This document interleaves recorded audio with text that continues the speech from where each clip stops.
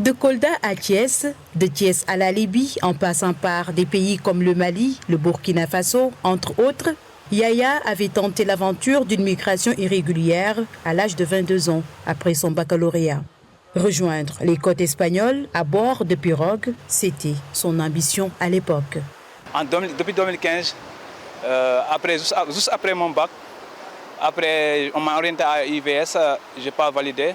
J'ai voulu rejoindre automatiquement l'Europe par l'influence de mes frères qui sont déjà en Europe. Il a finalement opté pour un retour volontaire suite à de nombreuses raisons. Je me suis motivé parce que vu que ce que je voyais et j'entendais, j'ai découvert quelque chose. Même les gens qui étaient en Libye, qui me parlaient de Libye, en m'envoyant des photos et leur vie. Une fois à Libye, j'ai vu leur vie, c'était catastrophe. Là où ils vivaient, c'était catastrophe déjà. Il y a plein de gens qui veulent retourner. Et c'est là qu'il faudra la mise en place d'une véritable politique migratoire qui va travailler dans tous les aspects soulevés par aujourd'hui ces migrations, surtout irrégulières.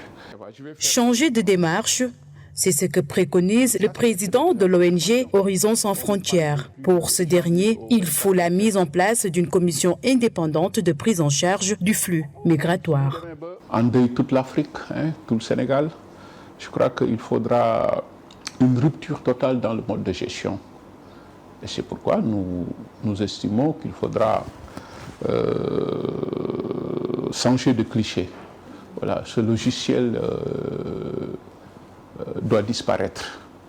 Et c'est pourquoi nous conseillons la mise en place d'une commission indépendante ou d'une délégation spéciale.